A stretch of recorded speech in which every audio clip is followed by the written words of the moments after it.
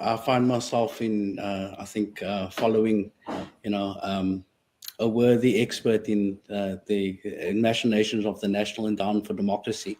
Philip Dexter and I wrote about the media influence in South Africa. And as a consequence of that, I think we found ourselves sidelined and ostracized at first. But of late, we find more validation in the sense that more people are seeing the NED for what it actually is. So the National Endowment for Democracy, it was started in 1983. It's Carl Gershman was the first leader of that organization. And he survived, like the NED, it survived Democrat and Republican governments in the state. So this is not anything to do with a partisan view of the world. Always there's the primacy of the US's global political interests that is the one thing that there's multi-partisan consensus in America. In terms of so during the Cold War, the NED was involved in crushing dissent, or in the sense of where it would interfere in governments that would not be allied to America or advance its geopolitical interests. Here in South Africa, the NED founded things like the Continent, which is the Mail and Guardian's continent-wide publication, WhatsApp only. And these things that it addresses things like what it deems to be disinformation, what it deems to be like good information. There's systemic patterns, where journalists who transition into roles within the NED or US-linked operations, there's a revolving door between former Mail and Guardian editors who join NED-funded programs to create long-term networks of influence. I would say that now that people can see that NED conference, that it's happening, the influence that it could have, and people recognizing that actually it's a pernicious threat in a way that, let's say, an analogous situation would be if the FSB had a similar organ of state, effectively, and it had it said that it wants to expand Russian influence, and it's having this conference in South Africa, and all these NGOs for democracy would come on board. I mean, we'd see liberal heads exploding from Cape to Cairo, but that's not the case. So there is a liberal bias that's ingrained in how the instruments of US soft power is perceived, and also, in fact, welcomed by, I think, the liberal media establishment. Roscoe, you've touched a little bit on this at the outset of your answer, but how has your reporting and Philip's reporting been received? And how, I don't think very kindly, and how has that affected your journalism and as a career? Do you think it's had substantial impact on your upward mobility as a journalist?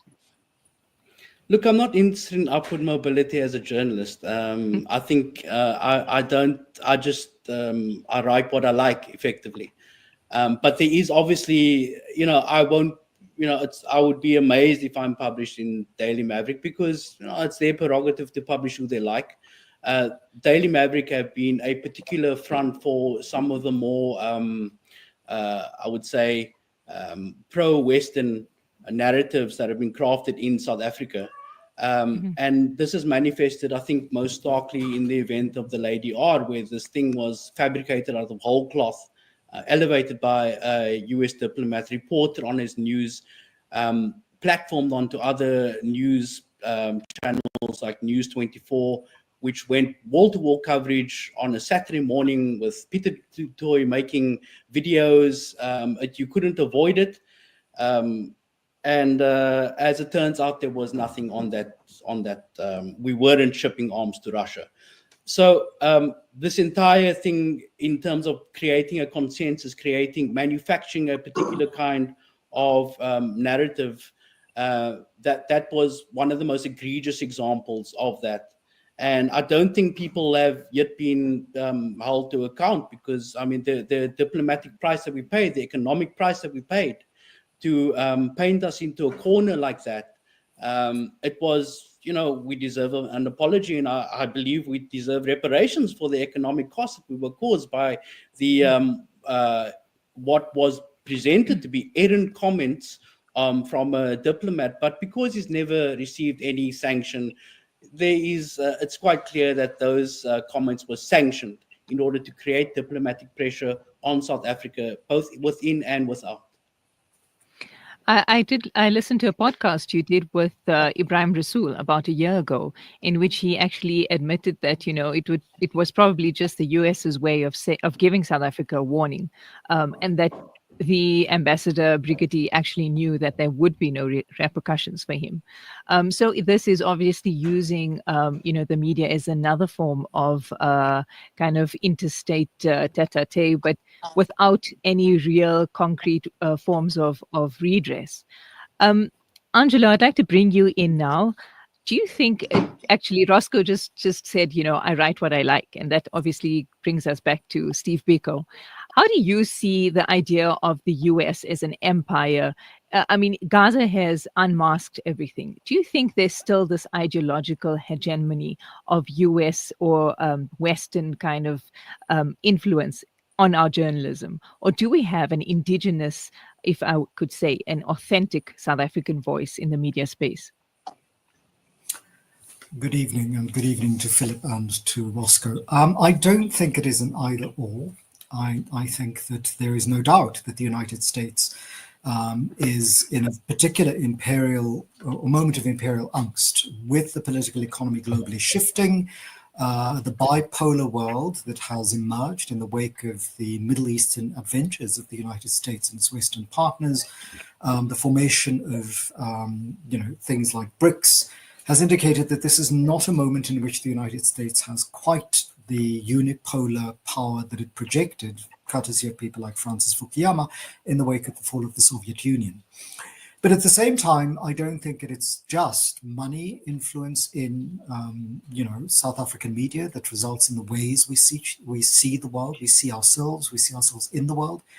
There's also something to be said for the way in which people are educated into journalism, the way journalists are trained, where degrees in journalism count. And one thinks here of Edward Said, the late Palestinian-American professor, who indicated that what you need is not just, media organizations that are speaking the kinds of ideological truths that we believe in our differences and diversity, but what you need are people who are able to be critically literate and engage that media. And the examples that Roscoe has brought up around the, Russian ship docking in Simonstown is an example of being able to do that kind of hoaxing. One also thinks of the decouplets in a different paper. But it's able to perform these kinds of stories precisely because there is a population that, and this is one of the big tragedies of the post-apartheid state, hasn't been educated to be critically literate and to be able to filter out propaganda, lies, disinformation from proper information. And that's not just people who don't finish school. These are often our most highly educated people with PhDs, people with higher degrees, who often read the media, consume the media in ways that are highly uncritical if the media organization whose products they consume echoes the worldview they already have.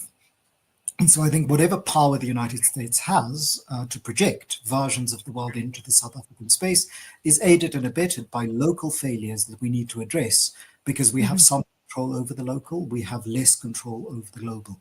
And yes, it is execrable when organizations that are responsible for distributing information take money from sources without revealing those sources, but also I think part of the other side of that coin, and I want to finish here quickly, is that many of these issues are not the consequence of conspiracies in newsrooms. They're also often the result of very juniorization of reporting, lack of funds in the public broadcaster to present a counter-narrative to corporate media's version of the world. And very importantly, the selection of people. You asked Roscoe about the upward mobility that he had, and he denied it. But there are very many people who are selected for that upward mobility to become editors because they're going to make the kinds of decisions, they're going to say the kinds of things, they're going to choose stories that please the people who control the purse strings. And that's not just foreign purse strings, that's often local purse strings. Our corporate media are sectors, are subsidiaries of corporations that have interests in other sectors of the economy and very complex relationships to government. And so there are stories you'll never see on certain corporations' media outlets because, you're not going to have anti-gambling stories for a corporation that has gambling interests. You're not going to unearth the role of an Australian gambler in South African politics on channels that have similar kinds of investments with him, or you'll see it on those channels that are competing with that particular, organization for the right to do the gambling work in South Africa. And similarly for tobacco, alcohol, and a variety of industries. One thinks here of banking. The economic news that we get is often very pro-big business, very pro-banking on the mainstream channels, and not just because people conspire. Those are the big advertisers, or worse, the people who are hired to do economics journalism are people with degrees in mainstream economics who are not going to question the status quo, who are going to give you share price indices, who are going to give you sort of growth projections and disappointments, and are not going to look very deeply at issues of inequality, at the siphoning of profits into shareholders' pockets and not investing it into workers' salaries. Those kinds of stories you'll very rarely see. Well, that's actually a brilliant way to move on to our next part of the show, which we would like to look at, understanding to what extent journalism training has actually filtered down, because we have things like, SAPA having closed down almost 10 years ago, and we don't have an independent source of news that is almost neutral, that people can, agencies can draw from. Philip, in your opinion, I mean, you've been in this industry for a long while now. How do you see, the death of SAPA? Do you think that that's actually made a very big impact on the media scene? And what can we do to kind of rectify this gap?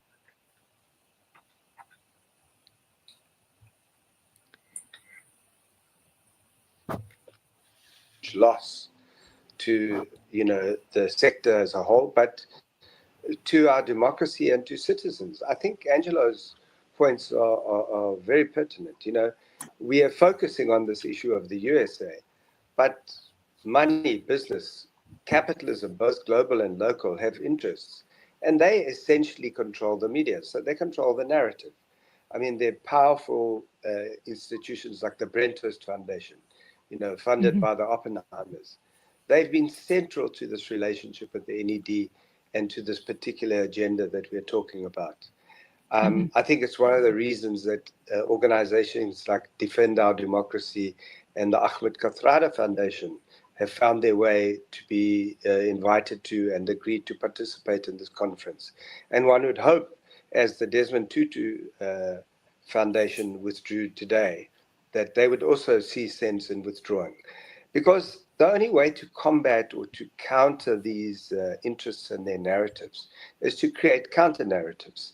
And there, of course, training of journalists, creating independent institutions that are not prone to influence by funding are critical. And I think that's where the public broadcaster in particular should be playing a role. And we know all the problems that it has faced. But still, it does represent something of an alternative. As for whether it's a conspiracy, you see, I think conspiracies are interesting because you get outlandish conspiracies. But when you have a group of people who have a common agenda and they want to shape the narrative in a particular way for particular interests, that is by definition a conspiracy. And that's how class interests operate. So, as Angelo was pointing out, you've got big business, you've got the banking and financial sector, you've got those people who do still have some influence in print media and, and on the airwaves. And all of these are pushing a particular line. You'll never hear a counter narrative to why unemployment is still what it is. There'll just be the announcement of the figures, everyone will condemn the government, but there will be no real in-depth discussion as to what are the structural reasons for this unemployment and what are the alternative policies that have to be pursued. So, the neoliberal agenda that shapes our economic thinking essentially closes down all discussion. And the journalists are complicit in that, by and large. I'm not saying there aren't those individuals, brave individuals, who do speak out and who do write and who do find themselves marginalized, But by and large, the mainstream media has a particular view which it pursues. And I really believe that view supports the real power interests and money interests in our society. And that is a conspiracy.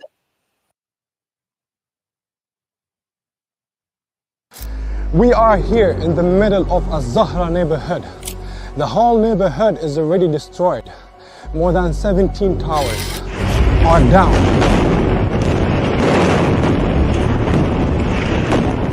Here, as you can see, the firefighters trying their best to help the people are still under the rubble. A lot of the people. Join Hamza on his exclusive South African tour as he shares his personal experiences, never before seen footage, and powerful insights on the ongoing genocide in Gaza. This is more than just a talk. It's an invitation to witness Gaza through the lens of Hamza Sha'alan. Don't miss this opportunity to meet the photojournalist who brought Gaza's pain and perseverance to the world in its darkest moments. Follow Salam Media on social media pages for more on this tour and be part of the conversation.